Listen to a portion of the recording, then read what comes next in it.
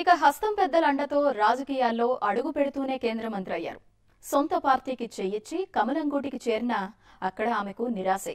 ఇక దశాబ్దాలుగా మంత్రి పదవి కోసం పోరాడి సాధించుకున్నా ఆ సంతోషం ఎంతో కాలం నిలవలేదు మరొకరికి. విభజనతో రాజకీయ జీవితం చిక్కుల్లో పడింది. మరి జాతీయ స్థాయిలో చక్రం తిప్పిన వీరిద్దరూ భవిష్యత్తుపై వ్యూహాల్లో మునిగి తేలుతున్నారు. మరి కాలం కలిసొస్తుందా?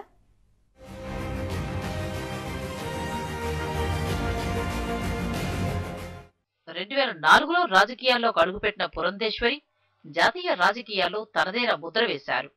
తండ్రికి తగ్గ కూతురుగా పేరు సంపాదించారు. 10 ఏళ్ల పాటు కేంద్ర మంత్రిగా పనిచేశారు. విభజనతో కాంగ్రెస్ లో భవిష్యత్తు లేదని ముందు చూపుతో బీజేపీ గూటికి చేరారు. అయినా ఓటమి పలకరించింది. అధికార పార్టీ అయినా ఆమె యాక్టివ్గా ఇవ్వలేకపోతున్నారు.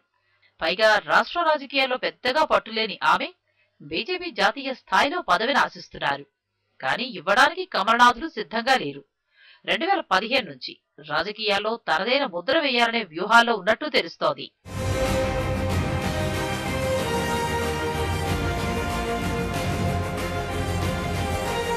కావూరి సాంబశివరావుది రాజకీయాల్లో ప్రత్యేక స్థానం.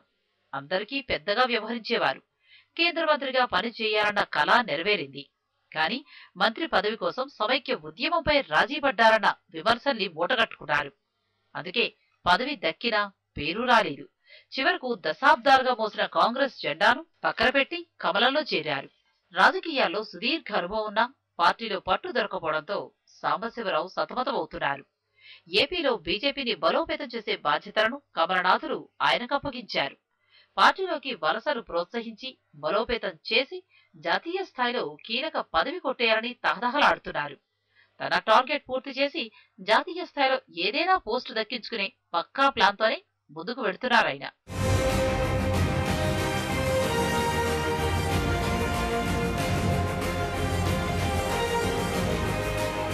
మరి జాతీయ స్థాయిలో చక్రం తిప్పిన ఈ నేతలకు మళ్లీ పూర్వవైభవం వస్తుందా? వారు తీసుకునే నిర్ణయాలే కీలకం కాబోతున్నాయి.